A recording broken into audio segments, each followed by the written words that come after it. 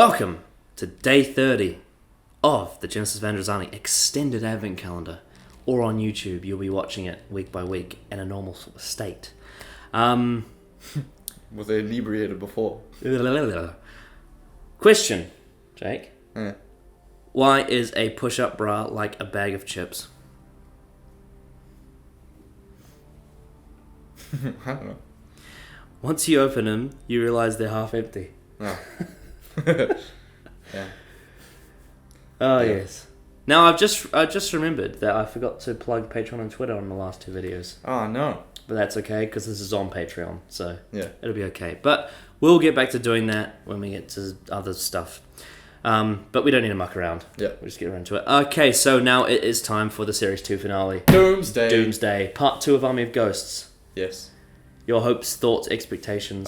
Please be good. Do you trust old Rusty? I do. I think this is something that he's wanted to make for a while, so I feel like it's going to be good. Cybermen, Daleks. Yep.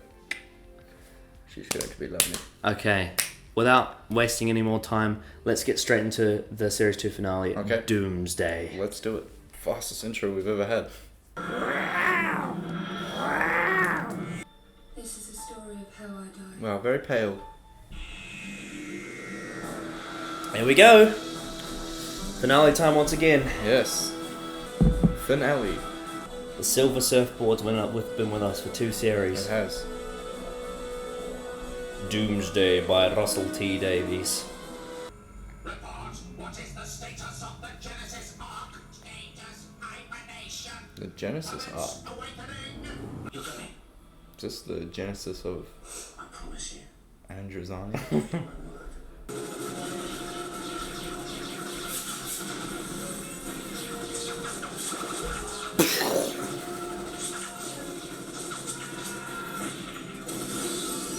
Oh shit. They can blow them up. Is least important. What's that supposed to be? Which of you is least important? No, we don't want Neil. Neil. Speech is not necessary. We will extract brainwaves.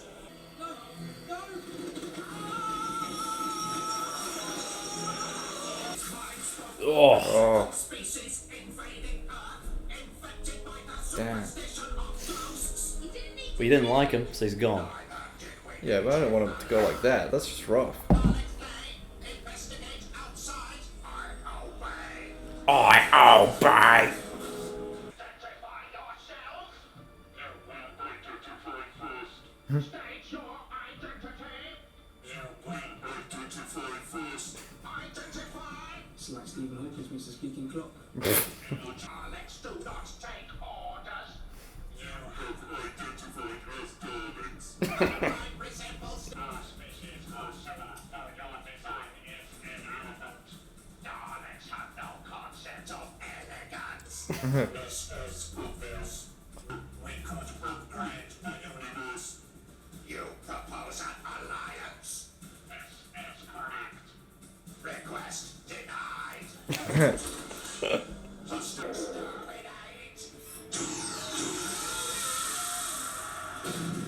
Oh shit.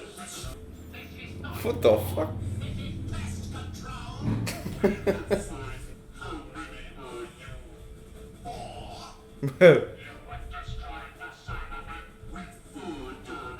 We would destroy the Cybermen with one Dalek. Are superior in only one respect. What is that? You are better at dying. Daleks are the best shit talkers. This is not war, this is pest control. So that exchange is like there's a video on YouTube called The Bitch Fight of Canary Wharf. Yeah, That's got the scene with the Cybermen and Daleks talking. yeah. You are better at dying. I did my duty. I did my duty. Oh God. I did my duty. Your girl's dead. Rip. Here it comes.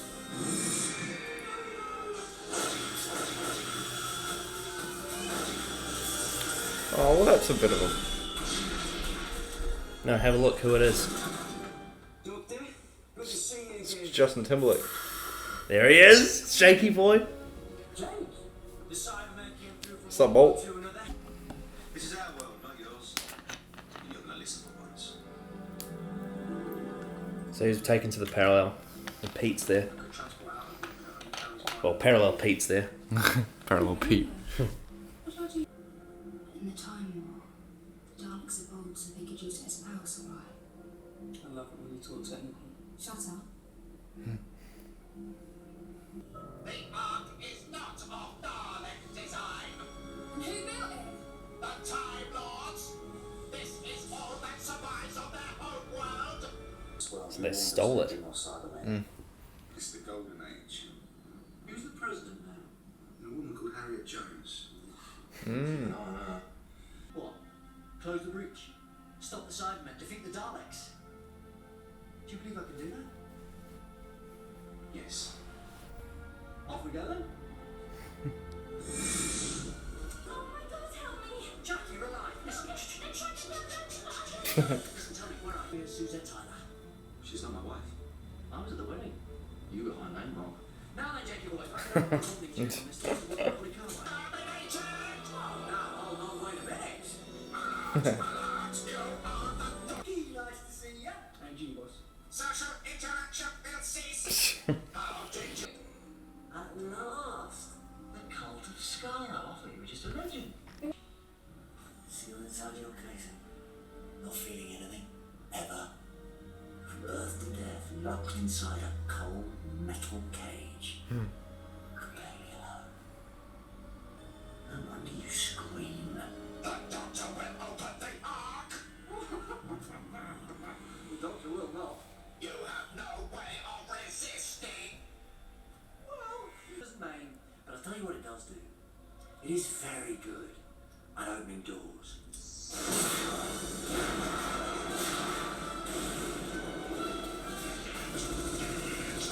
Oh, teaming with a Cybermen. Oh. No! Oh, no. 13 square miles. Move. 13 square miles.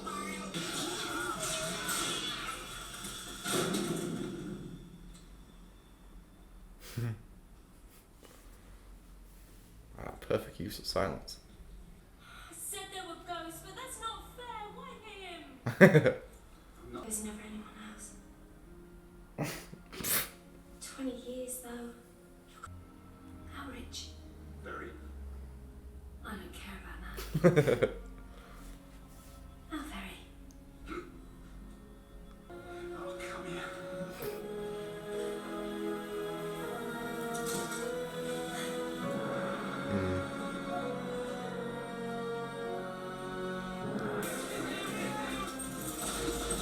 Is the commander role necessary? Possibly. Oh, there you go. Cancels the mass. Yeah. Bloody heavy though. Oh. Hey, bigger on the inside. Science. It's bigger on the inside. It's a prison ship. How many Daleks? Millions. Again? Oh, fuck. When bigger on the inside actually doesn't help you. Yeah. Oh, I'm ready. Thank you, Torchwood. Slam it down and close off both Stupid fucking glasses. Ass! Well, isn't anyone going to ask? What is it with the glasses? What is it with the glasses? I can see! That's what! Because we've got two separate worlds. But in between the two separate worlds, we've got the void. That's where the dark. I've been through it. Do you see? Rebooted in 3 minutes. Ugh. Whoa. Void stuff. Void stuff. First time she's looked normal in her life. Why? The Daleks lived inside the void. That's why But the TARDIS also has void stuff. I got these. Surely he just like hitches a ride in the TARDIS. TARDIS isn't a Let's go body. Ah, to another world. and That then makes sense. sealed up. yeah. TARDIS is a time machine. Yeah. Because now he's got me.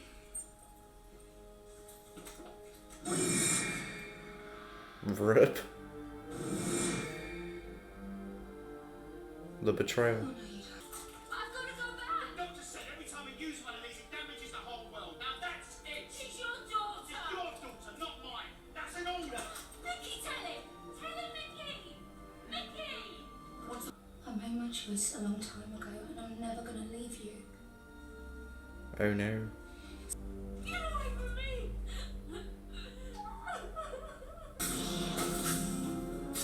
You will not pass. What is the meaning Evil. of this? You will do what you do for Queen and country. Cancels out the mess. Oh yeah. Everything with the void stuff gets flown in. Except for... Imagine being lifted like... Yeah. Oh! That's pretty scary. It's like the reverse of like wasps coming out of a nest. Yeah. Emergency temporal shift. Oh, so one escaped.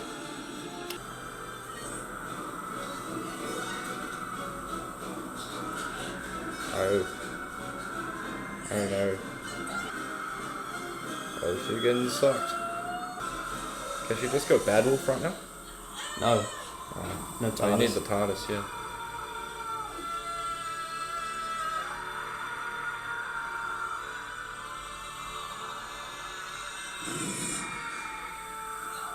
Oh.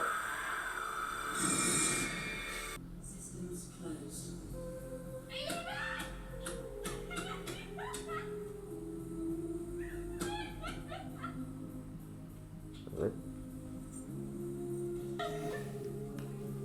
Oh, so she died because she doesn't have the doctor anymore. Well, you'll find out. Oh.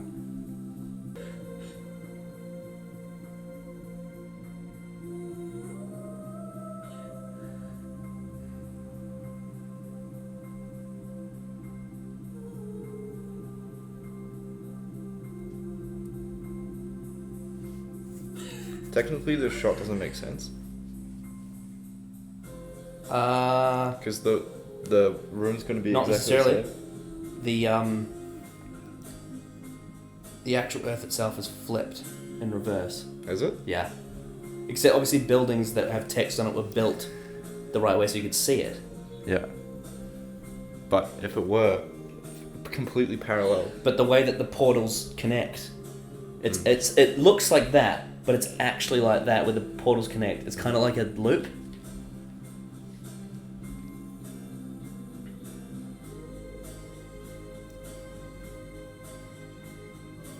Who's calling me?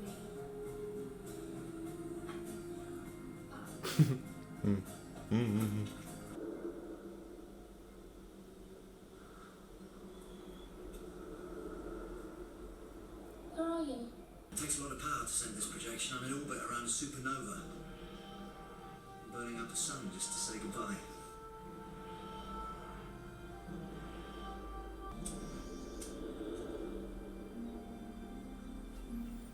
Good. Dalek Strandon. Dalek. Dalek. It's Norwegian for bad. This translates as bad wolf. Hey.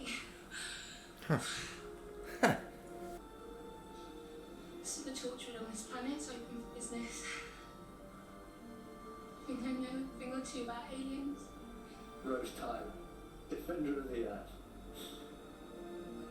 You're dead. Officially back home. You're on the list of the dead. You can't. What are you gonna do? I worked hardest. Same old life, last of the Time Lords. Can you run? I love you. Quite right.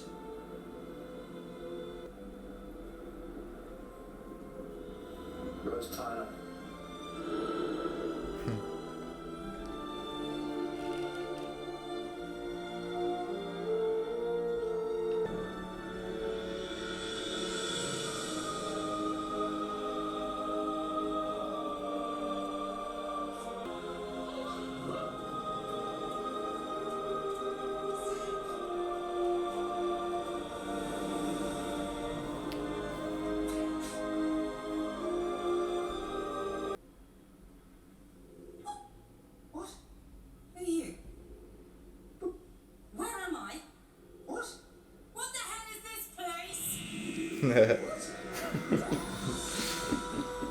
All right. Doomsday. You take it away. Your thoughts. What a fucking packed episode. Like, there's a lot of things in there that are, you know. I thought we were like, I don't know, it just felt like there was a lot of things that happened. Yeah. It was good. You really like it? Yeah. There was like there was a lot of information just about the whole lore and everything, and then there was like it was more about Time War as well. So Got to learn about Time War. Yeah, Time War lore. Yeah. Daleks and all that. It was epic. Yeah. It was hilarious, like the bitch fighter Canary Wharf. Yeah. It was heartfelt. You know, think of the scene between Pete and Jackie. Yeah. There's so many emotional scenes. It was emotional, and it was, in every sense of the word, a finale. Yeah. Wasn't it? 100%. I mean, Rose isn't the companion anymore. She's gone. Rose is gone. This is the first time I've experienced a companion leaving. Well, I mean, with Parting of the Ways, you experience the Doctor regenerating. Yeah. But this is like an actual character's gone. Yeah. I mean, I suppose Captain Jack technically last time, but this is like a... No, this is like she's been here from the She's start. been here since the start. Yeah. So it's it's kind of emotional, isn't it? Yeah. Should we get straight into the characters? Yeah. So, the Doctor. I think the Doctor was brilliant in this episode. You know, like, I think David Tennant, you're right, he really hit his mark on this two-parter on how his character needs to be acted. I think this is like on par with Christopher Eccleston. I think. I still think I like Christopher Eccleston more, but I'd say at this juncture he had, like with Christopher Eccleston, it was great every episode. Yeah. Tennant is great, but with series 2, there's a couple of episodes in there, like Idiot's Lantern mainly, that it lets it down a bit. But I think this story, just amazing. Absolutely nailed it. Yeah. He's fucking phenomenal. Not just the character, but the actor himself. I find his performance in this... Well, obviously, there's the comedic parts that are great. The Doctor will not. Yeah. You know, all that stuff's great. But for me, it's everything from when Rose was talking about how she didn't want to leave the Doctor, and then he basically puts the thing around her neck. It's everything from there onwards. His acting is another level. It's amazing. He's phenomenal. He brings so much emotion to the scene without doing anything. With just with a blank face, he does so much for the scene. And also, it was like it wasn't like other episodes where he's just like excited Doctor for the whole episode. You know, there was like excited, melancholic, confused, scared, not scared, but like worried. You know, like there was every range of the Doctor we had in this in this episode. It was like Christopher Eccleston if he was more extreme. No, I don't know. Yeah. Well, I mean, you said from the start his style is a lot more animated than Eccleston, but I feel like the nuance in his performance here really shines. Yeah. The softer moments are way more noticeable. It was less like about how loud he was and more about how emotive he was in this episode. Well, this is an episode where he goes from wearing 3D glasses saying, "Wow, oh yeah, void stuff," to nearly telling his companion he loves her. Yeah, standing on the beach, like actually not emoting at all, but showing so much through his performance. Yeah. It shows the power he has on screen. Yeah. He's fucking amazing as the Doctor. It's very powerful. And in terms of the cocaine meter, like, I feel like the 3D glasses scenes are like Scarface, but then everything else is like down there. Yeah. You know what I mean? I think it was... It's very controlled. Yeah. I think there was like, it was more like, this was a very serious episode, you know? Like some of the ones where he's gone Scarface, it's like, it doesn't feel like a serious episode, it just feels like, it's like he's playing a video game against really shit, like 5-year-olds. Yeah. But this was like the real deal. Yeah. This is like, oh shit, I'm playing my one thing that I've said throughout the series, I think it's in the last few episodes, is that the Doctor and Rose have been travelling together for so long that they started to sort of develop this cavalier attitude. Yeah. You know, some episodes like Eddie Slanton, like Fear Her. Yeah. They're really jumping into the situation like, oh, we can do this. Yeah, exactly. And now they're finally faced with something that's actually going to kill them and it bites them. Yeah. Yeah. But yeah, I think the Doctor is he's everything in this. Every single aspect of his character is shown in this story. Definitely. Yeah. Yeah. And of course, that means we have to talk about Rose Tyler. Yeah. Man, what a fucking performance from Billie Piper. Just like, because I feel like this would I don't think this would be the last time she's on the show, but I feel like this is the last time she's on the show for a while, right? Well, the parallel universes separated, Yeah. so they can't travel. Like the Doctor can't travel through his TARDIS. Yeah, but I'm pretty sure she's in. Like, I think I've seen her in something like later. You sure? You sure it's Doctor Who? Because she maybe. after this show. Oh, she's in Torchwood, eh? No. After this show, she did another show called Secret Diary of a Call Girl. It's like a show about her being a prostitute. Wow. Straight after this, she became like a sex symbol on BBC, I think. Well, nah, I don't. It wasn't that. Anyway, I feel like it was so emotional because at the same time as it was Rose leaving the Doctor, it was Billie Piper leaving Doctor Who.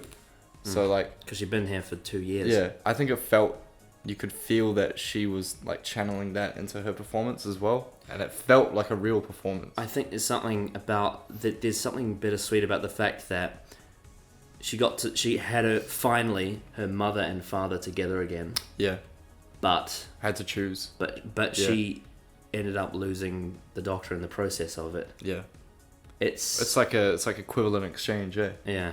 yeah, And I think really do agree that Billie Piper brought everything to this. yeah. I agree. She absolutely. It was like I remember they talked about how when she did Father's Day, it was so emotional that Russell T Davies gave her New Earth because that was when she played Cassandra. Yeah, Like because it was so draining Yeah. to do. But I feel like this again, similar to Father's Day, it looked like it was absolutely draining her to do Yeah. that, to put that much emotion into a performance. yeah. But I think it was absolutely nailed. Yeah. Yeah. Yeah. I think that's possibly her best performance on any episode. Well, that's one way to go, isn't it? It's like, Yeah. you know it's your last, you might as well do that. Yeah. I think Father's Day was really good, but I think this was that whole end thing when she like went over and was like on the wall and shit. That felt so real, you know, like there was no. Well, what it is that once the Daleks and Cybermen end and all the sci-fi bits are over, Yeah. what it turns into in the last 5 or 10 minutes, I think it is, or the length, Yeah. like I think it's like 5 minutes. It's hard to tell because you're thinking about other things. Yeah.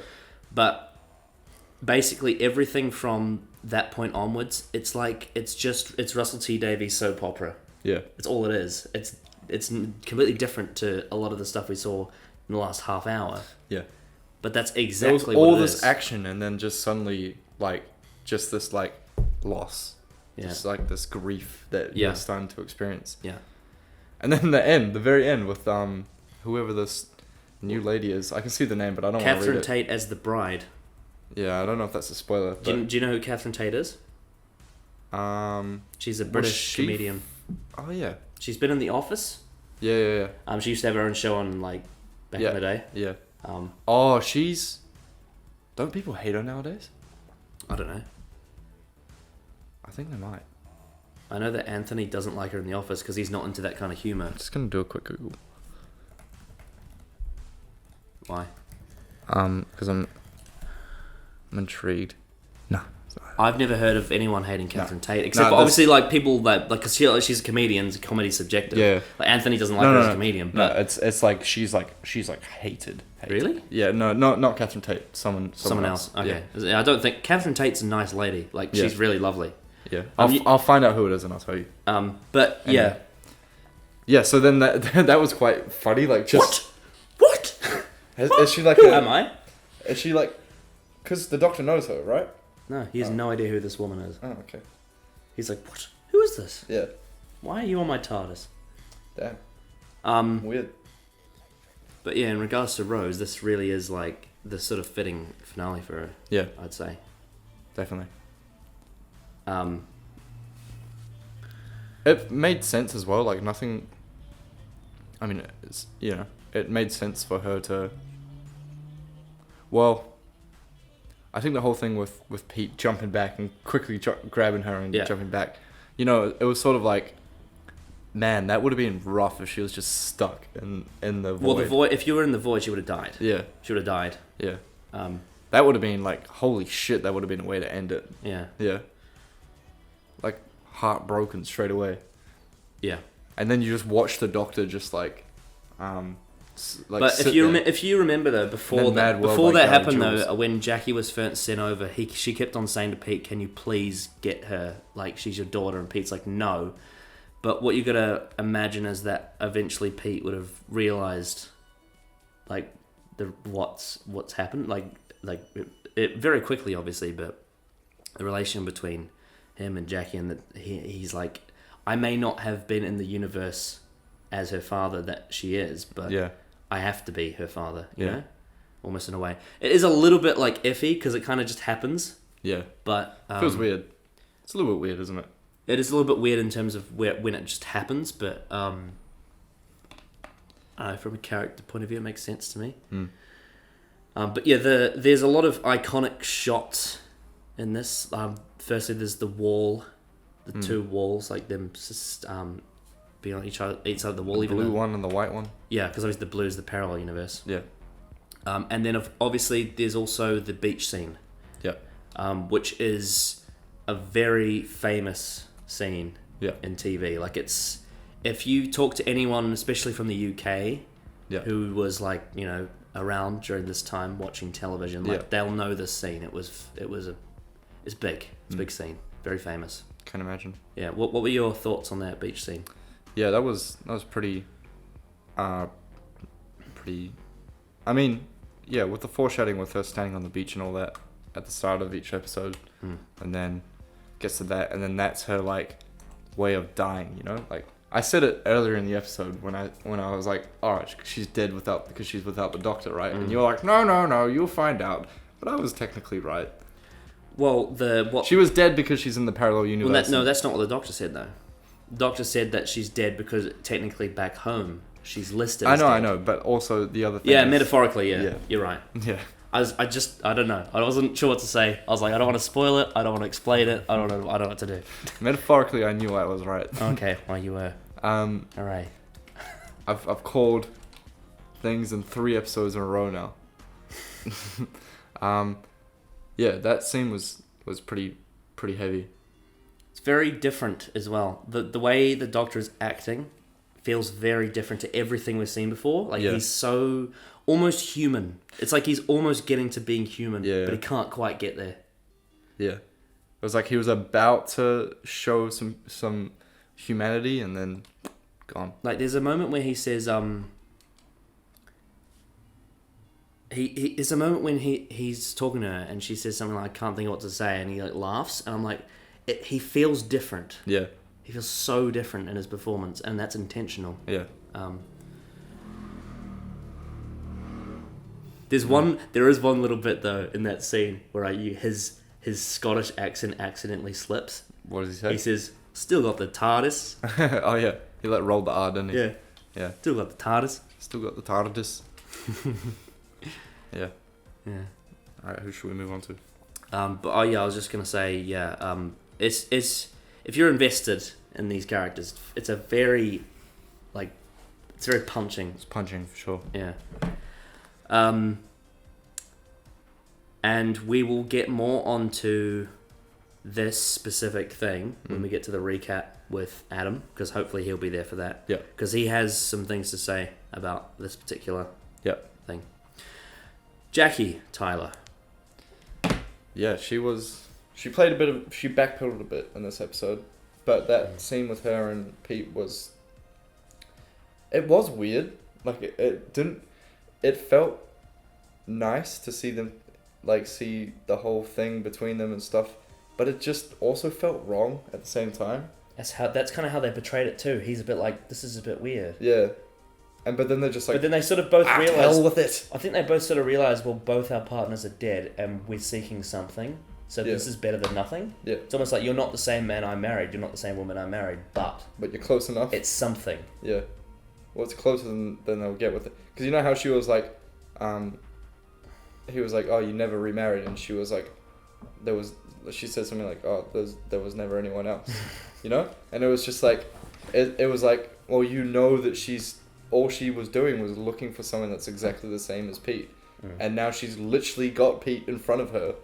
Why would she not do that? And and it's probably, it would have been vice versa for Pete 20 years down the road since Jackie would have died. So it makes sense in that way, but morally it sort of doesn't make sense as well, but it does too. It's like, It's quite complicated, isn't it? it is complicated. It's like, is this person who's genetically identical to this person that I married before still technically the same person? Yeah. Or are they different? Almost like thinking, well, if your partner dies, would you marry their twin? Yeah. Well, it's also like that moral question of like, if you cloned your girlfriend and if you had sexual relations with that clone, are you technically cheating? You're only cheating on them because morally it's like a different soul and entity and brain and everything, and it's like, you know, it feels its own emotions by itself. But It's at the weird. same time, I wouldn't consider it cheating, because I think both of them, you know, when you're widowed, you kind of consider yourself separated from them at some point. Yeah. I think that was the moment for Well, both of no, them. I'm not saying he's cheating. I'm just saying if you look at it through that scope and like through like, is what he's doing just filling the Filling a void, you know? Hey, filling a Yeah. void. Or is it? I don't know. It was quite a cool moral point, and I liked how it dipped to silence as well. And also, on the other side of that, you got Rose standing there seeing her parents finally together. Yeah, and you could see she was confused as well. She was like Yeah. happy, but she was also like, what the fuck? Yeah, because she saw Pete in the In Father's Day. in Fa- And also Rise of the Cybermen and as well. in Cybermen, so she already knew of that Pete. So she knew what that Pete was about. You know, yeah, interesting really little. interesting, But then you also, in terms of moral dilemmas, go back to Rose again. It's like, what's the moral dilemma? Be with your mother, or desert her to be with the Doctor? Well, Exactly. that's the whole blinded by love thing, you know. It's like, if you're so like enamored and like, you know, this is your all. Like it's like codependency. Like without the Doctor, she doesn't exist, which is also why I was like, that's why she's died, because without the Doctor, she's dead. Emotionally, she's dead. So that's where I was pulling the thing of like why she's died. So yeah, I think that was definitely another moral point of like, it was like another adversity where you're given, well, you can have this, but you got to get rid of this, or you can have this, but you've got to get rid of this. So you can't have both. You got to choose one. Yeah, it's. I mean, in the series 1 finale, Parting of the Ways, to save Rose, the Doctor had to sacrifice a regeneration. He had to completely change himself to save her. Yeah. That's what Russell T does with the stakes. But that's the premise of every single plot, right? Well, every single plot that's not like a fucking fairy tale. Yeah, exactly. It's like, oh yeah, like fairy tales 'cause you always think end up with everything fucking Because being like fine. Fear Her, right? We watched that today. Yeah. That had a fairy tale ending. Yeah, it did. This didn't. Yeah. This had a bittersweet ending. Yeah. Okay, I'll take that back. Every plot that's good has an ending like that. Every plot that has a complexity and a nuance to it that's not just Yeah. completely simple. Yeah. Yeah. I went on a tangent about plots just then, Yeah. but yeah. But I love that scene between Jackie and Pete when they reunite. Definitely. I thought everything about it was done perfectly, like especially like I said, the music dipped down to silence and I said I was like, oh perfect, it's the silence right now. It's interesting because how this episode, when people think of Doomsday as it was marketed, it's like this is the episode that's hyping up the Daleks versus the Cybermen. But in actual fact, it's really about the family of the Tylers and the Doctor. Definitely. It was about the Doctor's relationship with the Tylers. Because in a lot of ways, the Dalek Cybermen plot, whilst I love it, it's it's mainly a backdrop to this family Yeah. drama, and that's really, I think, defines what makes Russell T Davies Doctor Who different from other Doctor It was almost like would you call that a red herring in a way? Who. Almost. Yeah. Like it was almost a red herring where it's like it masked the actual plot, which was but at the same time, What was it? I wouldn't say it undermined the plot either. Nah, hell no. It Yeah. still was like a really fucking complete. There's a fucking war between the Cybermen and the Daleks. We'll get to that later. It was sick. We'll get to that later. Yeah. We'll get to that later. But yeah, in terms of Jackie and Pete, that's what I would say. I love that scene. Yeah, it was sick. satisfying. It was really good. Yeah. Mickey Smith. Mickey was cool. Mickey was still fumbly, you know, like he was like acting all tough and shit, and then he just became the fumbly Mickey that he was before. But it was good to have his face resurface, you know, and And remember how he because he accidentally touched the Genesis Arc, which activated all the Daleks. Yeah. But you can tell he's developed though. He's definitely far tougher than he was. Yeah. Good acting as well. Yeah. Then we had Yvonne Hartman, who got converted. Yeah, fucking silly. And then she became Cyberman, but with emotion. Emotional man. I did my Emotion man. The Queen and Country. Yeah. And he had was it oil or was it mascara coming out there? Maybe oil. Yeah. I thought it was blood, but it might have been oil. Yeah. I mean that's like kind of, I don't know, I felt iffy about that scene because It doesn't really make sense, but It makes no sense, But it's a right? nice little moment. it's a nice moment, but it just sort of was like.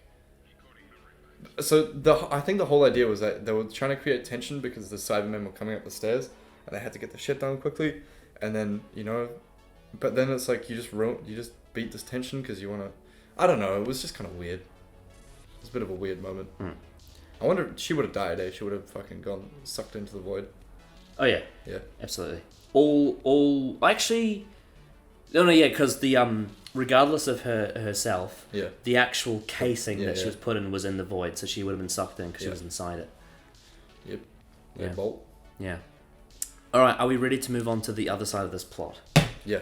The Cybermen and the Daleks. Yeah. What a journey that was.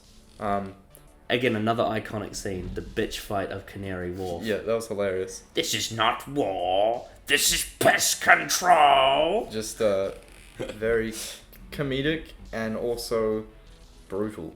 You know. You would defeat all the Cybermen with 4 Daleks. We would defeat the Cybermen with 1 Dalek. I think it was one of the cooler. I think the most on terms of scale, largest battle scenes we've had so far, right? Probably. I think. Probably. I mean, the Series 1 finale had a lot of battle scenes, but they were very focused. Yeah, I think this was the largest, to be Yeah, honest. probably.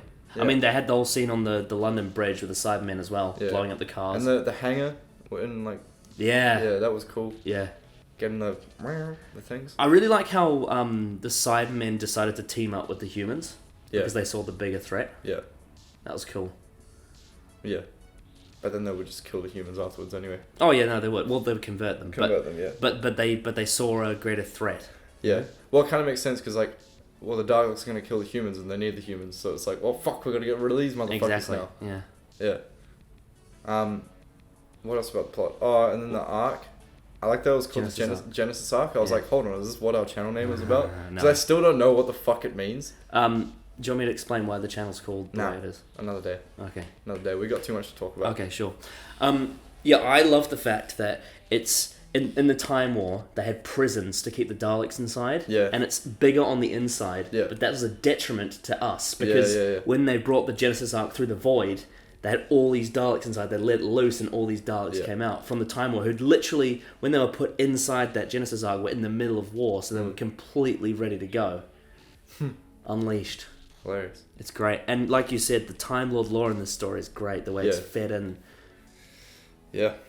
The fall Just of a lot. Arcadia. But yeah, but I did like how it was the main plot and then it became the side plot. Like, it went from it was the antagonist to the protagonist plot. It was the antagonist plot. I don't know how to put it, to be honest. Yeah. It was a really well done, multi-layered plot. Yeah. Like last episode was linear. Like we're saying, we were talking about this is just one plot going in one line. Now we're talking about intertwining plots. You know, things that you do one thing here and it's going to affect this plot line here, and it's just It's very well planned out. it was well planned. One of my favorite little bits in here that's I think it's really dark is when they kill Rajesh. They said That was rough. who's the least significant human here, and he Yeah. volunteered. So they put all their suckers to his head and Yeah. completely crushed it to get information, just to sucked get his information brain. about Torchwood. Yeah. They killed him, Yeah, and then his like burnt skull fell down. yeah, it's pretty gnarly. Yeah, Yeah, yeah, fantastic.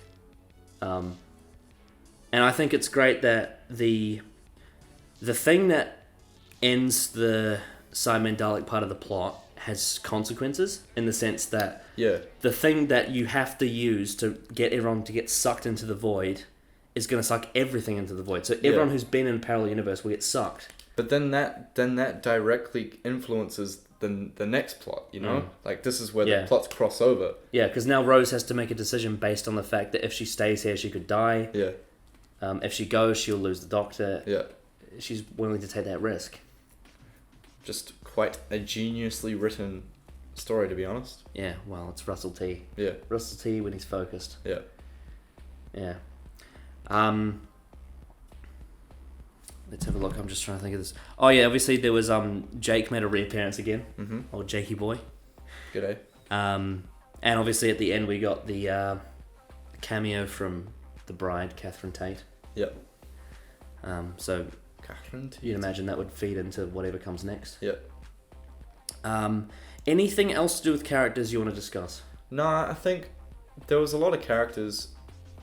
There was a lot of things. Like we got all the Daleks, the named ones. Oh yes, that's right. The Cult of Skaro. Yeah. That's another thing. That the fact that they were thinking ahead, they're thinking of the enemy, and Yeah. they pulled out of the time or early into to go into the void, like Yeah. as a reserve. Yeah. I mean, it's like cool and all, but that one escaped though, didn't he? Emergency temporal shift. Yeah. Yeah. So they There's still a Dalek in somewhere. the exact same way that they would have done it in the Time War, they did it here. Yeah. So there's a Dalek somewhere. Yeah. Yeah. Gotta watch out for that, fella. So the Cult of Skaro will Yeah. appear again. But yeah, like I was saying, like I think the main focus was the Tyler family, Mickey, and the Doctor, and it was nice that this plot took the classic elements of Doctor Who, like Cybermen, Daleks, space time, timey-wimey. And also to put just in case you didn't know, this is the first time the Cybermen and the Daleks have met each other. Yeah. So this was a big thing for fans, like it's a big crossover. big crossover for fans, which is wrapped around this massive dramatic story. Yeah. But I think, like it was like this overarching, like we've got all these themes that we know and love about Doctor Who, but then we've just got this perfectly constructed, almost like breakup story between the Doctor and Rose, and then the And also adverse think about effects. this. Think about this. I don't know about you, but like in a normal circumstance, I'm not a fan of soap opera. Like I think most soap opera, Same. like I see Coronation Street on my This TV. wasn't a soap opera though. Hang on, I'm about to say Yeah. something. I usually see Coronation Street on my TV at the gym. It's usually there. Yeah. It never ever interests me. I don't like it. But one thing that Russell T has such talent for is he has this ability to take something that I usually don't like and make me love it. And what he does is he takes elements that you see in soap opera and turns it into this. And it's I really appreciate when a writer can do that, when a writer can convince you out of something that you usually don't like. Because, that beach scene, that's something that you would see in something like EastEnders, but because of how well the story's written and how emotionally punching it is, it actually is quite powerful. Yeah. This is what soap opera tries to be but fails to do. Yeah. Anyway, what are you going to say? I would call this, like, if I were to genre this episode, it would be a thriller romance. That is what it is. Yeah. Yeah. Yeah. I think that's it, really. Like, I don't really have much more to say about the characters. And what about the plot itself? Like I've already said, it's, I would hazard a guess that this is one of the more complexly written plots, in terms of how there's it's a multi-plot, whereas two different things like that are running in tangent with each other, that it's almost like the parallel universes, like it's sort of like you do one thing here and it's going to affect this thing here, and it was just well thought out. Every single move was thought about how it's going to work on this plotline and how it's going to work on this plotline. And I think it's one of the more complex ones. I think, yeah, Bad Wolf Point, yeah. I think it's on, for a series finale. It's like it's on par with season 1's, 100%. Yeah. Awesome. Okay, Raoul, does this mean it is time for a classic clip? Yeah.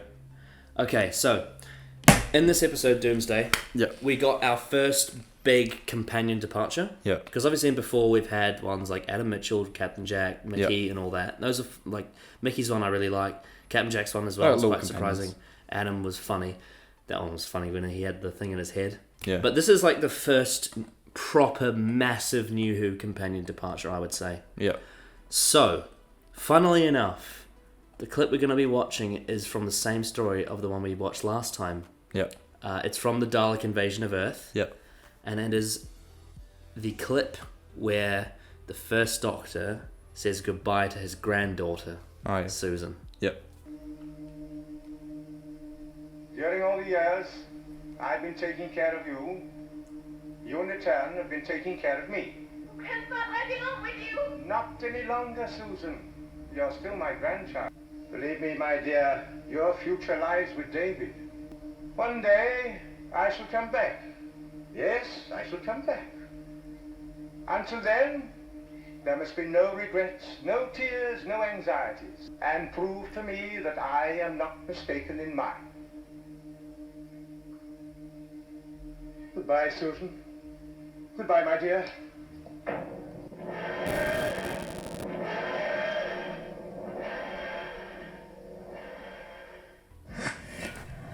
Damn. Pretty heavy as well. I just, through his performance, you can just tell he's so sad. Yeah. You know? Yeah. Yeah.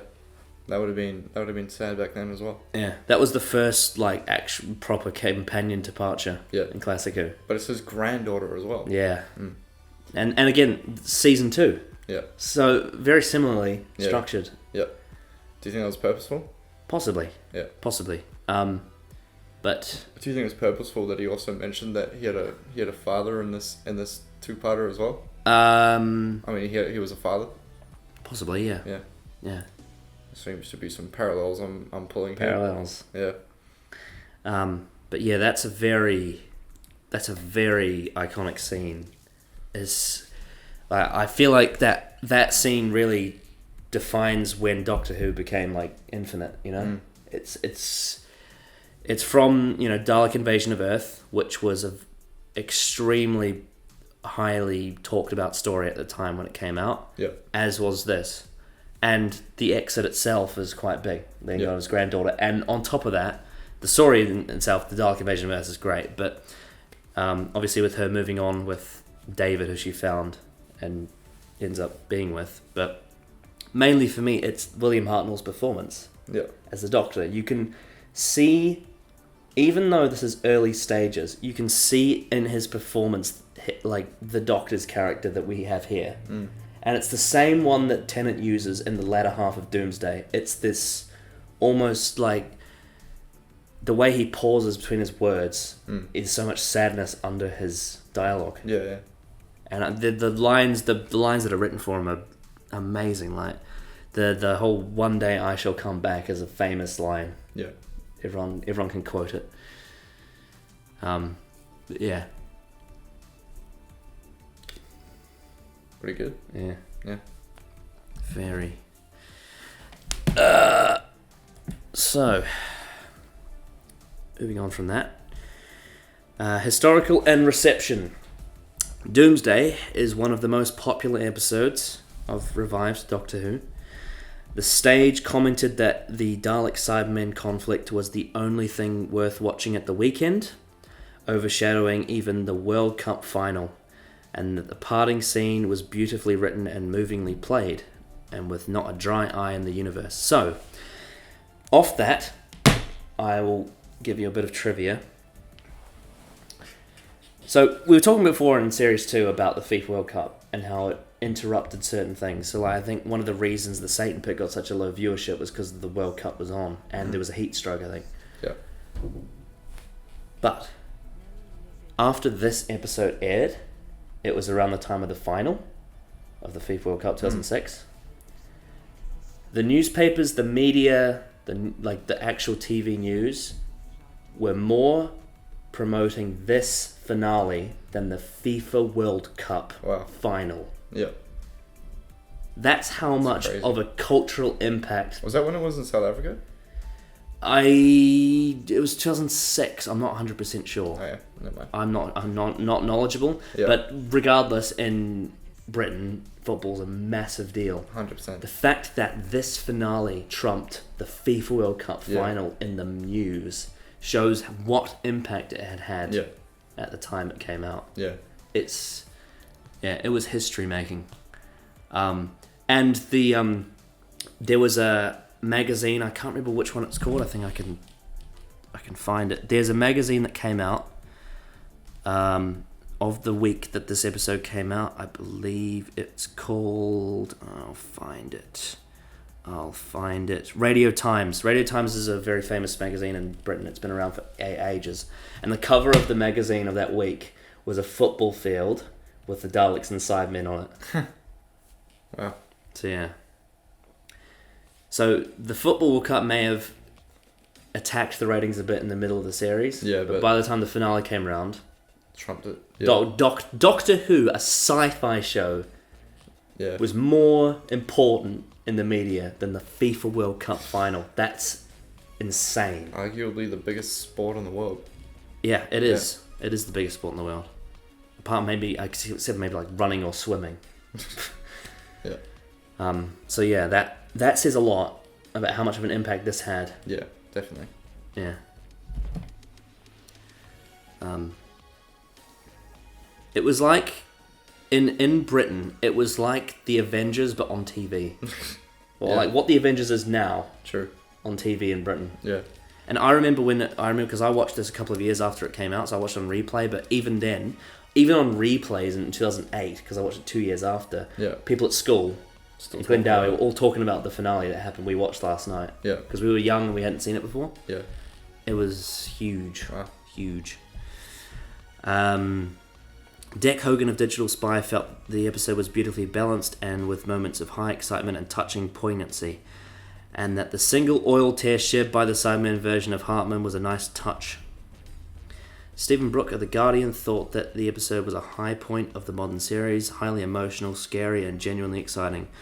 While Rose's departure was brilliantly handled, he positively compared the episode's plot of a war between the greatest monsters in the history of the program and history against the film Alien vs. Predator. Well, I haven't seen Alien vs. Predator, but I've heard it's crap. It's nothing. It's got Nothing on this. This is nothing. No parallels whatsoever to AVP. No parallels. Yeah. The two-parter was nominated for Best Presentation Short Form at the BAFTAs, I think. But it was Girl in the Fireplace that ended up winning the that makes sense. award. It's a good movie. Good movie, good episode. Oh, Girl in the Fireplace. Oh, fuck, I was thinking about the fucking movie. No. Girl in the Dragon Tattoo. No. Girl in the Fireplace, the episode. Won that. Yeah. The one with Madame de Pompadour. Oh. Yeah. In a poll by SFX, 90,000 readers voted the farewell scene between the Doctor and Rose at Bad Wolf Bay as the greatest sci-fi moment ever. Wow.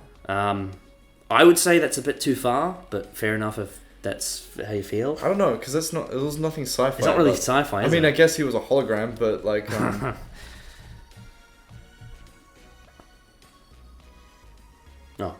You just cut off. Yeah, I stopped talking.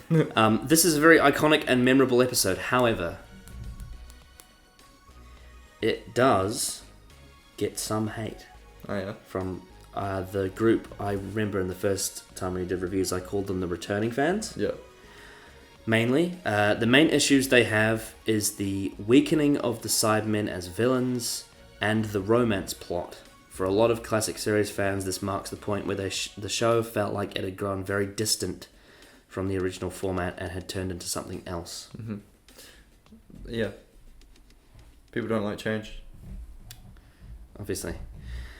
At the time, James Blunt was in his peak and romance was everywhere. James Blunt. Yeah, so that was when Back to Bedlam came out. Yeah. And oh wow. And everywhere in like TV and film and everything, this kind of storytelling was like was popular. Yeah. Like romance, action. That's funny because you know what? This is right before the recession. And that makes sense. Yeah. So yeah, it was because I remember it was like everything was melancholic and then everything was just depressing for like 2 or 3 years. Yeah. And then you know, went back to normal. But yeah, at this time, I mean, I think we talked in other reviews about Russell T Davies keeping with the times. Yeah. Like this kind of storyline was exactly how the world was feeling. Yeah. So it was very modern for its time. But yes, the writer Russell T Davies, the concept of the Daleks and Cybermen appearing together on screen is not new. In 1967, the BBC approached Terry Nation to have both races in a serial, but Nation vetoed the idea. The concept came to Davies while mapping out the 2006 series. An item of discussion between the production staff was over who would rescue Rose. Davies and Julie Gardner wanted Pete to rescue her, whilst Clark and Phil Collinson wanted Mickey. The role was ultimately given to Pete to emphasize that he had accepted Rose as a surrogate daughter. I feel like it would have been a bit backwards if it was Mickey. The doctors intended to reply to Rose was also discussed. Davies, who left the reply unspecified, stated he didn't know when asked by Collinson on the episode commentary track, and Gardner vehemently believed the doctor would reciprocate Rose's love. So yeah, apparently there was a disagreement over that as well, in the sense that Davies wanted it to be left unsaid. Yeah. Whereas I think Julie Gardner wanted to have it said. Yeah. I think Davies made the right move. Yeah. And I think I've heard him in interviews talk about this scene where he says the reason why it's done that way is because the story is telling the Doctor almost becoming human, but he can't quite do that. Yeah. It's not who he is. Yeah. So for him to say that would completely break his alien character. Yeah. And I think he said the fact that he doesn't say it confirms that he can't live this life that he wants to. Yeah. Because after the Time War, he's lost all his people, and it seems like he wants to fit in with Earth. That's what he was trying to do with Rose, but it's just not possible. Yeah. And I think that's quite... Because obviously most people, when they talk about the end of the story, they talk about how it affects Rose, but in fact with the Doctor himself, it concludes that whole thing of him trying to be a human and failing. Yeah.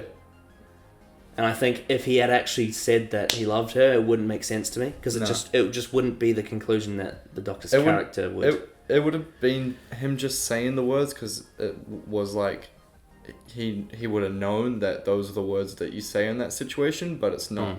I don't think. Yeah, I think you're right in that he doesn't have humanity he doesn't have human emotion in that way. Or yeah, it's like he almost does. He tries to. He tried to, but it's not. Yeah, he doesn't have it within him. Yeah, it's not. He's not that kind of character. And yeah, I think I may have mentioned this before, but a lot of Classic Who fans really don't like the romance because the Doctor was always asexual before New Who, except for the TV movie. But in like Classic Who itself, 1st to 7th Doctor was always asexual. Yeah. So this kind of change is upsetting for a lot of people who see the Doctor a certain way. Yeah. But I don't mind it as long as the story is good. Yeah. Like for me, it's all about execution. I think it's alright. I mean, I guess there was a romance, but like, there wasn't really at the same time. You know, But it the- was one-sided. But the fact that it was even teased though, that's Yeah, the yeah, thing. Yeah, true. Is that it was hinted at. Yeah, People don't like that. yeah, But there's a scene in New Earth when they're sitting on the grass where she's talking about like, oh, last time we were here, or well, it wasn't here, but it was on the spaceship. It was like talking about end of the world because it was the same storyline.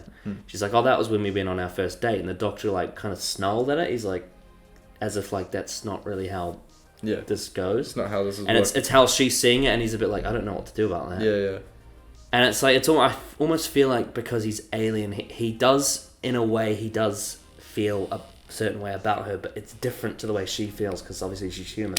yeah. And I find that interesting. It's the kind of thing that I would want to see like explored quite a bit because it's, you know, it's always interesting learning about the Doctor and like how he's different. Yeah. But I suppose it's not for some people. It's not their cup of tea. They would rather him just be completely Yeah. not interested. True. Which I suppose is fair. Direction, Graham Harper again.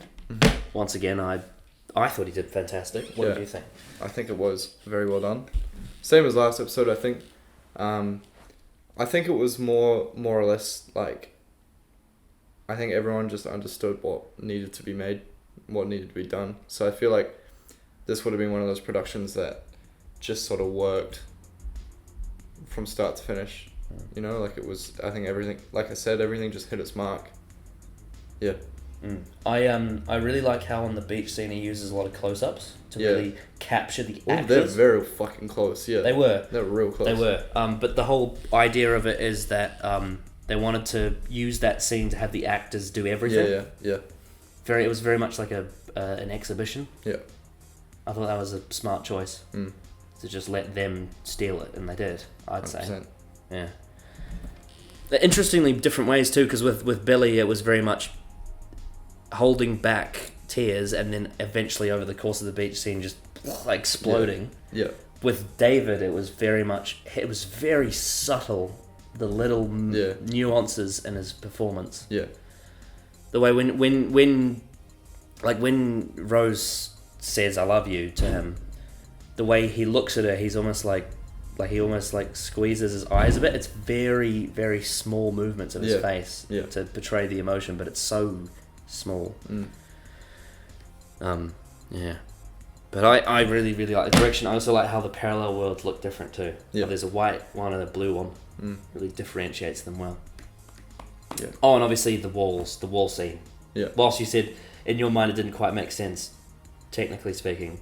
No, I mean I was just making a stupid remark of like obviously it's gonna be shot like that, but like if you were thinking about it as logically as possible, if the worlds are exactly the same, Because they are going like that, aren't they? they're gonna be like your shot would be like, it would just be like the same shot that you'd be looking at. It's just like that just wouldn't it work. just wouldn't make sense because it like in your brain you just be like what the fuck. But thematically they are on different sides of the same wall. Exactly. Yeah. Yeah.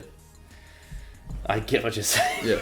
But really, in reality, they're on the same side of just different walls. But cinematically, the way to tell it to make it make sense in your brain would be this way. It's kind of, I suppose, focusing more on the drama rather than the technicality. Yeah. There's just things that sometimes I'll pick up when I'm thinking about the editing of shit, and then I'll just be like, oh well, whatever. I'm okay with this one though. Yeah. I love that one. But I do really like his direction in the sense of showing that. Yeah. I really do like that. Should we move on to the music, or you got something else to say about the direction? We can move on to the music. Okay. So, the track of this episode that I'm going to play is a particular piece of music written by Murray Gold with vocals by Melanie Pappenheim. And what it did was it caused an influx of emails to the BBC requesting a Doctor Who soundtrack on the back of that piece of music alone. Right. So the whole reason we have this soundtrack is because of this. Yeah. The following year, the fans' wishes were granted and the soundtrack was released on the strength of emails inquiring about this track, Doomsday. So we have Murray Gold's music in this episode to thank, to be able to listen to them on CD or in Spotify or whatever. Yeah. So this is quite a this, in that sense, is quite a historic bit of music then for the show. Quite an important piece. It is aptly named. It is called Doomsday. Yeah. And it is one of my personal favourite Murray Gold tracks. Alright. Sweet. So let's see what you think of it.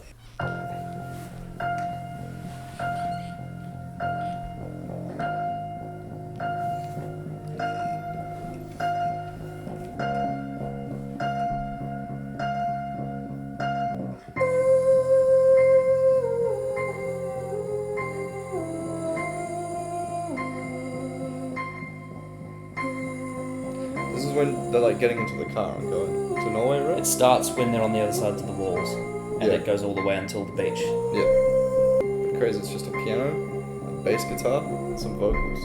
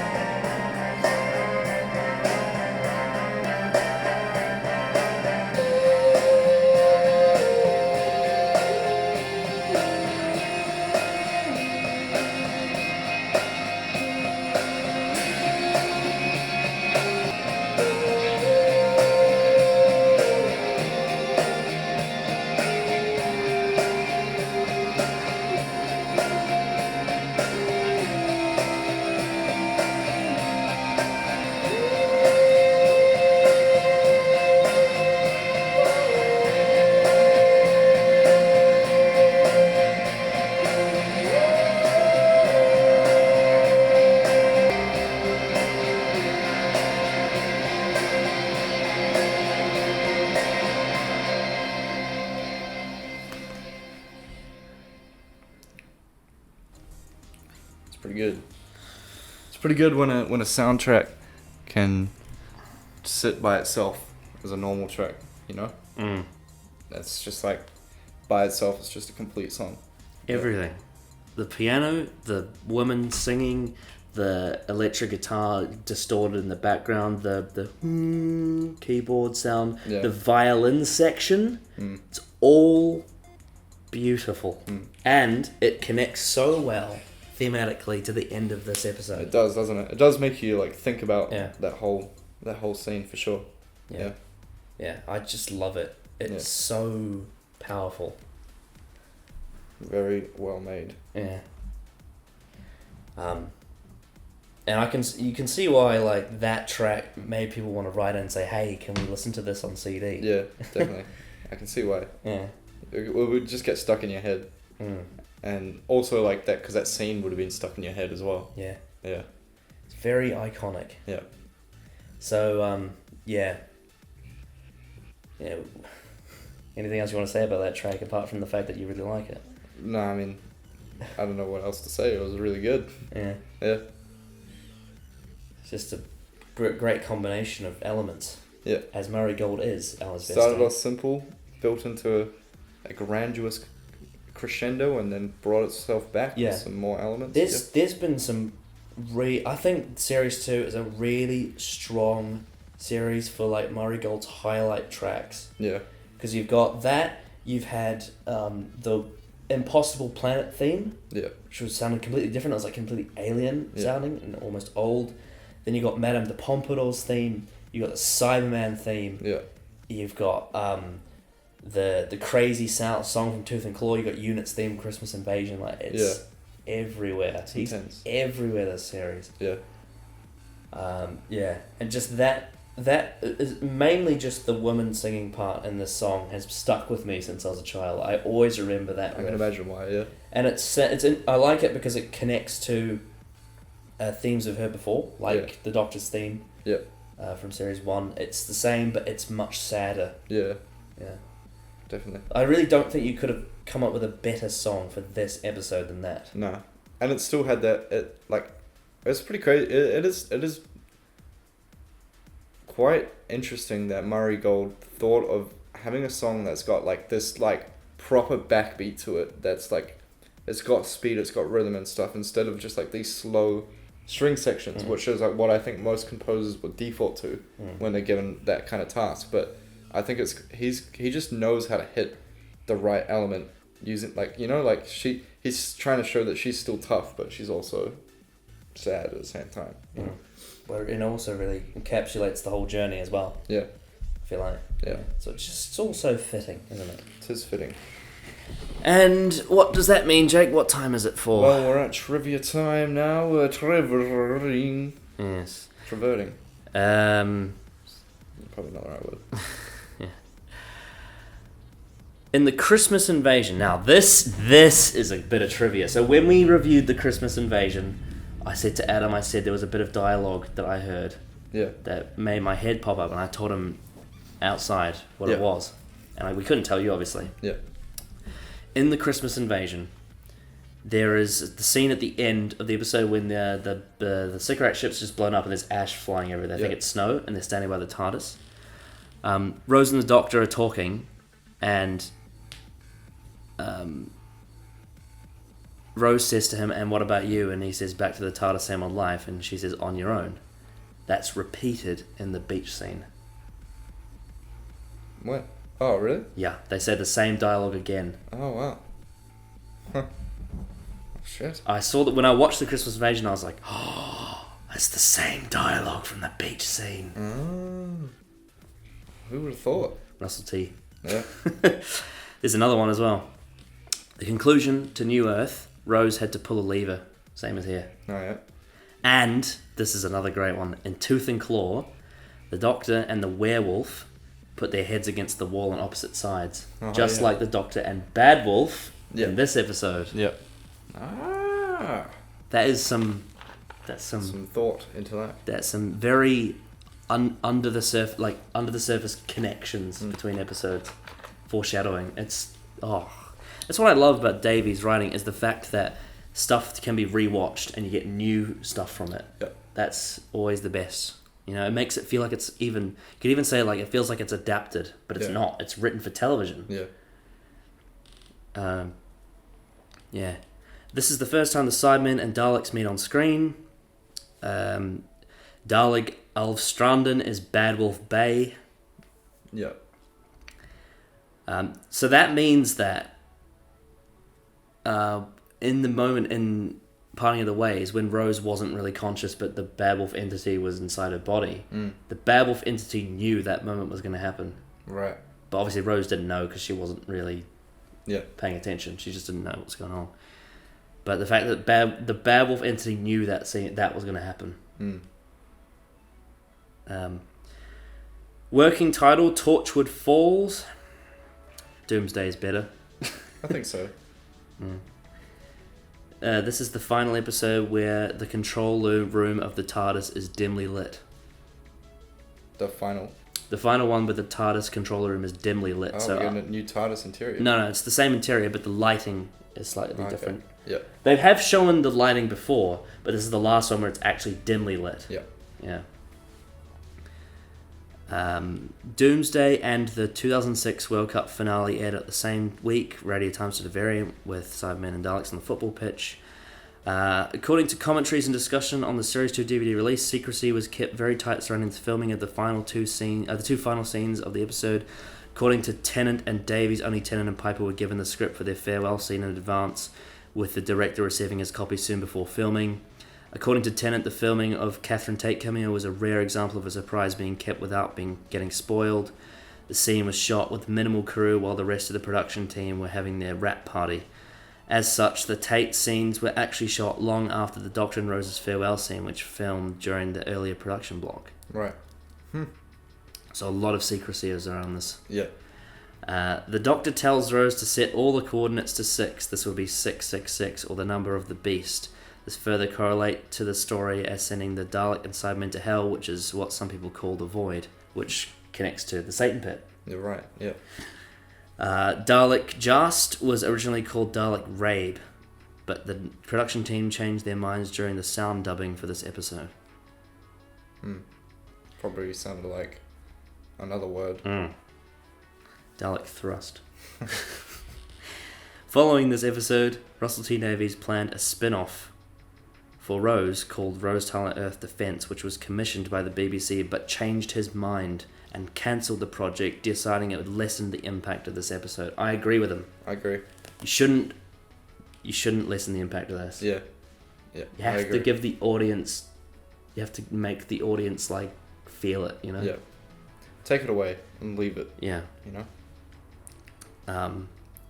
And we know what she's up to. Like, she's working with Torchwood. We know what's going to Yeah. happen. She's just going to be with Torchwood, but like, we don't need to see it. Yeah. Nicholas Briggs, doing a guest interview via Skype, revealed that he disagreed with the way one of Dalek Sep's opening lines was portrayed. In its original form, Briggs thought it sounded as though Sep was asking something to another Dalek, but then answering his own question. He asked episode director Graham Harper if they could split it into 2 lines, having Sep turn to the Gold Dalek and answer the question. Nicholas went on to and say Graham agreed, but they had to get special permission to change the script. Right. I like that. The voice of the Daleks, Nicholas Briggs, changed the script because he knows the Daleks dialogue well. Yeah. That's very good. Although great pains were taken to keep David Tennant's hair from blowing in the wind during the last scene, he's supposed to be just a projection. You can still see his hair moving slightly. Yeah. Also, the projection's hair does not match his hair in the TARDIS. I didn't even notice. Several companions have departed in Dalek stories, namely Susan, Ian, Barbara, and Tegan. You saw the clip with Tegan, actually, one time. And you saw Susan today. Also, Eirich departed in a Cyberman story. You saw that one too, didn't you? I think I showed you Adric's death. Yeah. Yeah. Yeah. Cybermen have been shown to be weak to rocket launches before. Right. Bit of continuity.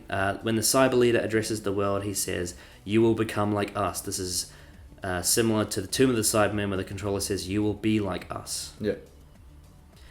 When the Doctor mentions the Void, he talks about the Eternals. Says the Eternals called it the Howling. The Eternals are from a classic story called Enlightenment.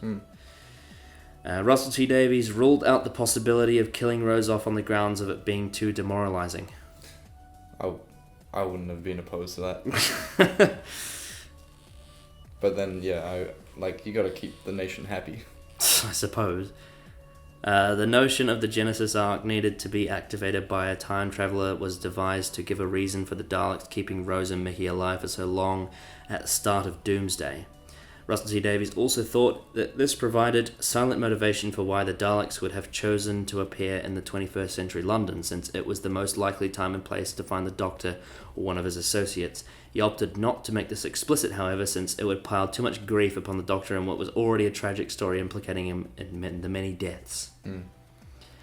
Once expensive sequence removed from the script at this development stage involved the Doctor and Rose ascending at the top of Torchwood Tower in the Jathar Sun Glider. described as a space canoe. This was replaced to make a much simpler moment of Jake summoning them into the lift. That's quite funny. Yeah. So that's the only reason he was there. Yeah. Good. Getting the lift. Good way to save money. That would have been so silly as well if they went up in a glider. Some elements of the story were inspired by Philip Pullman's His Darkest Materials trilogy. Pullman was flattered by the references in the episode and compared Russell T Davies' actions to his own practice of referencing works. Yep. Graham Harper was impressed with David Tennant and Billy Piper's performances when the Doctor and Rose are separated by the closing of the breach. In an interview, Harper said, "You must not forget you've got the actors who need to be allowed to perform. They take on board the technicalities of what you want to do. They rehearse the technicalities, and then there's a moment when they want you to shush and allow them to perform, and it is the artists in their moment." That is when you know you got a good director. Yeah. I like how Graham Harper's contribution to this episode was less is more. Yeah. 100%. And that's what a director should be able to tell. Like, if you're a director and you always think that you should be micromanaging things, you're a bad director. To anyone getting into directing, take this from an editor. If you're trying to micromanage every single thing that someone does on the set, camera. Don't. Viewership, 8.2 million. Based on all the ratings for Series 2 compared to Series 1, there is definitely an upward trend. More viewers. Jake, give your conclusion and a rating out of 10 for Doomsday. The Series 2 finale, Doomsday. My conclusion was I was pleasantly surprised. I felt like it was a little bit slow at the start. Not slow, but things were getting into place and stuff like that. And we spent a lot of time in the room with the Daleks and shit like that, but that was fine. We learnt a lot. It made a lot of fun. And yeah. But then it was just a display of just masterful writing, directing, acting, even I would say masterful editing and amazing music. Everything just hit the mark every single time. Everything felt where it was. It needed to be there. There wasn't anything that glaringly stuck out as if it didn't belong. There were so many beautiful moments between characters in here as well, like Jackie, Pete, obviously the Doctor, and Rose. You've got Yvonne as the emotional man, emotional Cyberman. You've got Dalek and Cybermen. Even that's a good moment as well. And really, I think the fact that there's so much packed into this one episode and it still didn't crumble on the weight of itself, it's got to be a 10 out of 10. Oh, yeah. There you go, Jake. It's got to be a 10 out of 10. Wow. 10 out of 10. That is your first 10 since the parting of the ways. Well, it's fitting, isn't it? There you go then. Yeah. Excellent. So, Doomsday. Brilliant. It's like a blockbuster on steroids in the sense of it being on a British TV show, yet it makes it feel so much bigger than it should. I love that. Daleks and Cybermen, the bitch fight of Canary Wharf is iconic and hilarious. The direction is fantastic when it needs to be, and it is held back when it needs to be. The story was interesting, and it led on from Army of Ghosts really well. The Torchwood part was great in the sense that there was a way for them to come in, but also a way for them to get out. But it wasn't like a reset button, because the only way to have this world not be destroyed by these beasts is to is to put yourself in harm's way. And that's what happened. But what happened within that is an entire complicated family drama that has been building for 2 series and absolutely nailed it on the head. Jackie and Pete's scene together is phenomenal. The actors all in this episode are phenomenal, and I think this is one of the most iconic episodes of Doctor Who, and I think it deserves to be, because it's so well executed, it's so well handled. And yes, if you're not into romance Doctor Who, that's fair enough, I understand that, But I think that the way it's handled here, where the Doctor and Rose are separated, and the way that this almost ultimate dream life for Rose that she wanted was crumbled down. She has an alternative, but not one she was seeking. The way that the moral dilemma splits her between her family and this man she's been traveling with, who is an alien. Again, another complicated element, is very interesting. And I love the performances between the two actors and how different they are and how much they captivate me. So I really enjoy that element of it. And it all just culminates in this brilliant finale that I absolutely adore. And there's like a few very small nitpicks like that you could maybe pick out, like maybe like the technicalities of Pete traveling from one side to the other, but at the same time, from a character point of view, it all makes sense because Russell T is a character master. It's great.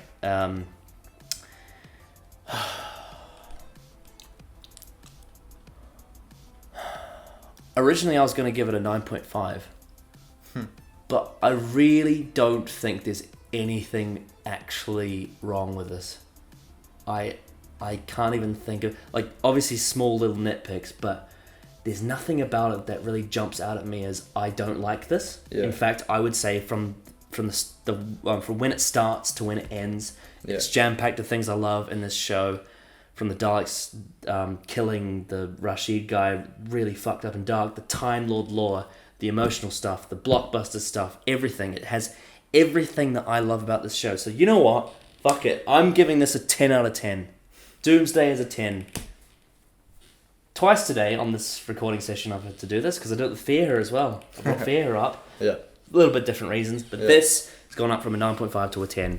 Well, how about that? What a beautiful finale. Yeah. So, let's see what I've got written down next. So yeah, 2 seasons in a row. Parting of Ways, we gave a 10, both of us, and then Doomsday, both of us gave a 10. Seems like they know what they're doing with finales, eh? So, did you think that Rose Tyler had a good story arc? I think she definitely had a very good story arc. I think it was lovely because not only did we see, like, it was cool because you felt connected to the actress as well, because you could tell that Billy was becoming a more of a mature person as well throughout the period of her acting. There's a flashback in this episode to Dalek where you can tell there's a massive difference between them. You can see how different she looks, and just like obviously this is her first big role, and I think it was well timed and well done, because it was like, it wasn't one of those things where it's like, oh well, I guess this is where we'll part ways. It like and the Doctor just drops her off back home. It was like neither of them really wanted this, but like it kind of had to happen anyway, and I like that, and I think it was a good way to finish it, and I think her story wrapped up very well. Yeah. Yeah, because like there's people out there that are like, oh, they should have been married and had children. I'm like, no, that's not Doctor Who. No, that would have been this venture into what if Doctor Who was almost a romance, but then pulling it away. Yeah, that is, to me, that is the genius of Russell T. Yeah, in the sense that he dives into a area that the show hasn't been before, but then completely subverts it because you can't. The Doctor's character's not within that. Yeah, I think that is such a brilliant bit of storytelling. So not only Heartbreak fans that have been invested, but to also keep the show the way it has been all this time without going backwards. Yeah, there is learning from it. There's development. There's story, but it does it in a way that takes the show back to its roots following this departure. Okay, so are you looking forward to Series 3? Yeah. We'll see what happens, really. No more Rose. No more Rose, that's alright. But the 10th Doctor's with us, David Tennant. Yep. Carries on. Yep. And I would say, based on the way you've been talking, it seems like now that David Tennant's really nailed his performance, it seems like there's a lot of potential, would you say? I'd say so. Yeah. still room for error, though. You know. Yeah, of course, there's always room for error. Yeah. Writing is writing. Actor can't change writing. But, Yeah. but I think he's definitely found his mark for sure. So I think yeah. Yeah. There's gonna be some good acting. Cool. Some good story. Some good character development. Yeah. So in terms of what comes next, 3 things I have to talk about. Yep. Firstly, obviously the series 2 recap. Yep. That'll be hopefully next for us. But after that, or before, depending on whether Adam's here next week or not, that'll be the deciding factor because we want him on the recap. It's important. But obviously the series to recap, which will be a big video, we can just do a big discussion and unleash it all like we did with the series 1. Those videos are always fun with rankings and all that. Yeah. Good fun. But beyond that, we have a Christmas special, Doctor Who Christmas special after this, because obviously that comes in between series. So that'll carry on from the final scene we saw here. Yeah. And then also we have Torchwood, season 1, episode 1. Yeah. That'll come sometime soon too. Okay. Sweet. Within this viewing period. So it all depends on whether or not Adam's here next week, depending on what video's next. Yeah. But regardless of that, it'll be one of those 3. And yes, we will see you all tomorrow if you're on the Patreon calendar for the final day of the extended day 31. And if you're watching this just on YouTube, we'll see you next week for whatever video it is. So, anything else you want to say about this review before we end it? No, it was a good series too. And it was a good time with David Tennant, and I enjoyed myself. You know. Yeah, that's it. So we will see you next time.